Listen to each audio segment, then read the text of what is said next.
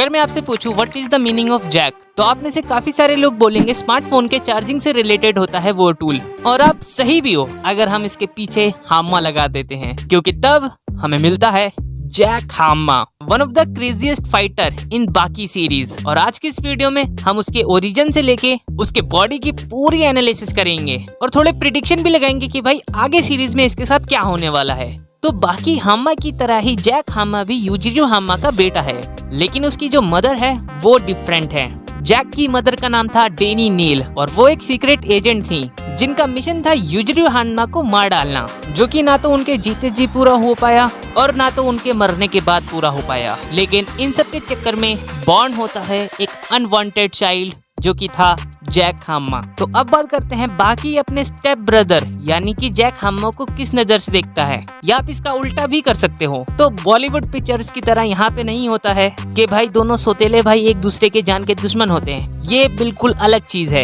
Anime बिल्कुल अलग चीज है और जैक हाम्मा अपने भाई बाकी हाम्मा को बहुत ही ज्यादा एडमायर करता है। जब बाकी ने उसको पहली बार हराया था तब जैक को इसका कोई भी गिल्ट नहीं था, क्योंकि उसका जो गोल था वो बाकी को हराना नहीं, तो दोनों का गोल्स बिल्कुल सेम था। तो अब बात करते हैं जैक हाम्मा के पावर्स एंड एबिलिटीज के बारे में। तो जो जैक की बॉडी है वो बाकी अदर कैरेक्टर से बहुत ही ज्यादा अलग है, क्योंकि स्टार्टिंग में वो बहुत ही ज्यादा वीक कैरेक्टर था। उसका ये मानना था कि जितना ज्यादा मैं ट्रेनिंग करूंगा उतना ज्यादा मैं स्ट्रॉन्ग बनूंगा। वो अपनी डाइट पर बिल्कुल फोकस नहीं करता था और जिम के अंदर 12-12 घंटे पंचिंग बैग को मारता रहता था, और जिसका रिजल्ट हमेशा 0 निकल कर आता था। क्योंकि भाई अगर तुम अपने मसल्स को बार बार तोड़ोगे और उनको रिकवर होने का टाइम नहीं दोगे और उनको प्रॉपर न्यूट्रिशन नहीं दोगे, तो किस एंगल से तुम्हारी मसल ग्रोथ होगी। तो इस चीज को नोट करो, तुम्हारी मसल्स तब बनती है जब तुम रिकवरी स्टेज पर होते हो। लेकिन खुशकिस्मती से उसको मिला एक डॉक्टर जिसका नाम था डॉक्टर जॉन। उसने जैक को ऑफर दिया, अगर तुम मेरे ड्रग्स को यूज करोगे तो तुम्हारे पास ऐसी ताकत आएगी जो तुमने सपने में नहीं सोची होगी। और जैक उसकी बात को मानकर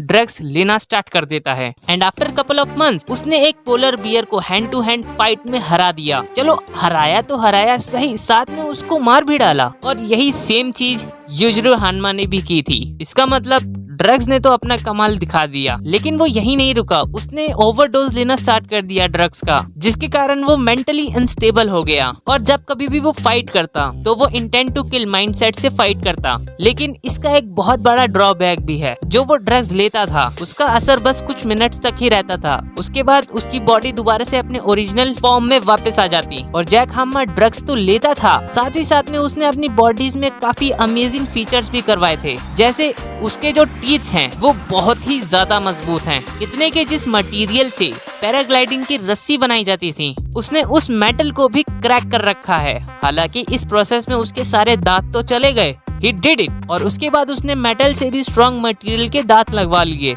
इसके अलावा पिकल से फाइट करने के लिए उसने अपनी हाइट को भी बहुत ज्यादा इंक्रीज करवाया। तो इस पॉइंट ऑफ टाइम तक जैक एक एबनॉर्मल ह्यूमन बन चुका था और उसने अपने बॉडी को इतना ज्यादा ट्रेन करा है कि अगर वो अनकॉन्शियस भी हो जाए तब भी वो एक डेडली अटैक कर सके अपने अपोनेंट पर, ताकि उसका अपोनेंट पूरी तरीके से खत्म हो जाए, जिसका एग्जाम्पल हमने पिकल वर्सेस जैक की फाइट में देख ही रखा है। अब यहाँ पे एक सवाल आता है कि क्या जैक बाकी से स्ट्रॉन्ग है? तो इसका जवाब है नहीं, क्योंकि अभी बाकी अपने फादर के लेवल तक आ चुका है और ये चीज खुद यूजिरो के फादर ने एडमिट करी है। तो इससे आपको एक आइडिया मिल गया होगा कि भाई अभी जैक को बहुत ही ज्यादा ट्रेनिंग करने की जरूरत है। और second and one of the most important thing, demon back. Jack Hanma एक ऐसा हाम्मा है अपनी ब्लड लाइन में जिसके पास कोई भी डीमन बैक नहीं है।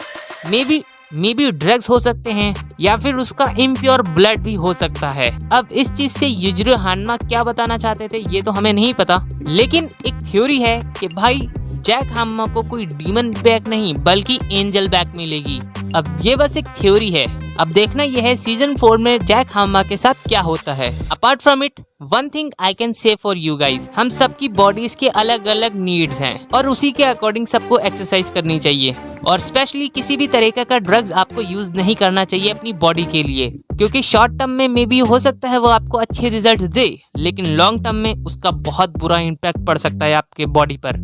तो बिना किसी की कमर को तोड़े आपको करना है चैनल को सब्सक्राइब और करनी है इस वीडियो को लाइक, और आखिरी में छुपते छुपाते आपको आना है कमेंट बॉक्स में और करना है एक प्यारा सा कमेंट।